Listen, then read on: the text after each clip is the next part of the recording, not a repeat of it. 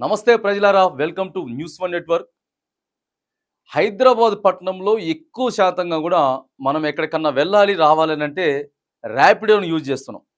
Rapido car, auto or bike అన్నమాట. ఎందుకనంటే ర్యాపిడో కూడా మంచి పేరున్నది.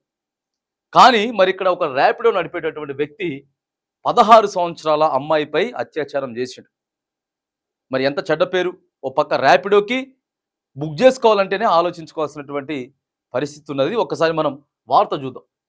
16 ఏళ్ల బాలికపై ర్యాపిడో డ్రైవర్ అత్యాచారం. ఆ మాట చెప్పి లాడ్జికి తీసుకెళ్లినటువంటి ఘటన హైదరాబాద్లో మనం చూస్తా ఉన్నాం. హైదరాబాద్లో దారుణమైనటువంటి ఘటన చోటు చేసుకుంది. ఇంట్లో అమ్మా నాన్నలు మందలించారన్న కోపంతో 16 ఏళ్ల బాలిక రోడ్డుపై ఒంటరిగా నడుచుకుంటూ వెళ్తుండగా గమనించిన ర్యాపిడో డ్రైవర్ ఆమెను మాయమాటలతో మభ్యపెట్టి కాచిగూడలోని ఓ లాడ్జికి తీసుకెళ్లి అత్యాచారం చేశాడు. ఈ ఘటన ఇప్పుడు నగరంలో సంచలనంగా మారింది. ఇప్పటికే నిందితుని పోలీసులు అరెస్ట్ చేసి విచారణ చేస్తా ఉందరట. చూడండి, ఇక ఆ విషయం తెలిస్తే అఘాయిత్యం. హైదరాబాద్ నగరంలో దారుణం చోటు చేసుకుంది. 16 ఏళ్ల బాలికపై ఓ ర్యాపిడో డ్రైవర్ అఘాత్యానికి పాల్పడ్డాడు. బాధితురాలి తల్లిదండ్రుల ఫిర్యాదు మేరకు కేసు నమోదు చేసుకున్న పోలీసులు నిందితుని అరెస్ట్ చేయగా ఈ విషయం వెలుగులోకి వచ్చింది. ప్రస్తుతం సెలవుల సీజన్ నడుస్తుండటంతో చాలా మంది పిల్లలు ఫోన్లు, టీవీలకు అతుక్కుపోతున్నారు.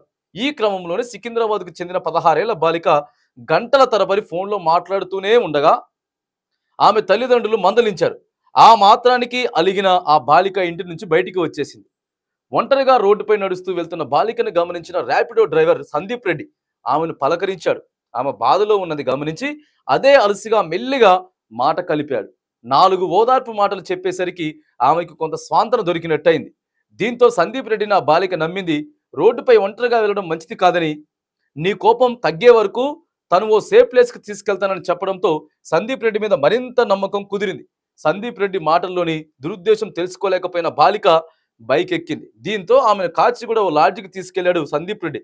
తీరా లాడ్జికి తీసుకెళ్లిన సందీప్ రెడ్డి అమ్మాయిపై అఘాత్యానికి పాల్పడ్డాడట. అత్యాచారం చేసిన సందీప్ రెడ్డి అక్కడి నుంచి పరారయ్యాడు. దీంతో ఆ బాలిక ఏడుస్తూ కుటుంబ సభ్యులకు సమాచారం అందించింది. విషయం తెలుసుకున్న బాలిక తల్లిదండ్రులు పోలీసులకు ఫిర్యాదు చేశారు. వెంటనే రంగంలోకి దిగిన పోలీసులు ర్యాపిడో డ్రైవర్ సందీప్ రెడ్డిని అదుపులోకి తీసుకొని విచారిస్తున్నారు. అతడిపై పోక్సోతో పాటు పలు కేసులు కూడా నమోదు చేసినాడు. చూసిన వారా, అరే నువ్వేదో 5 నిమిషాల కోసం చూసుకుంటే ఇవాళ ఏమైంది?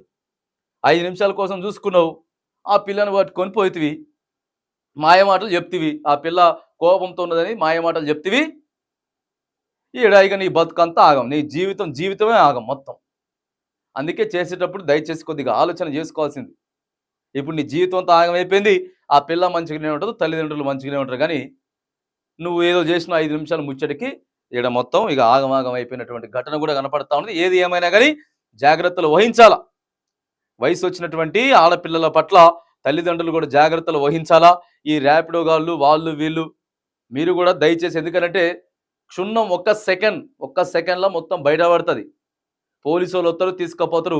నువ్వు పడేటటువంటి క్షణకావేశానికి నీ జీవితం మొత్తం కూడా మరి ఆగమయ్యేటటువంటి పరిస్థితి కూడా ఉంటుంది. కాబట్టి ఆలోచన చేసుకొని ముందుకు పోవాలని కూడా సమాజాన్ని మనం కోరుతా ఉన్నాం.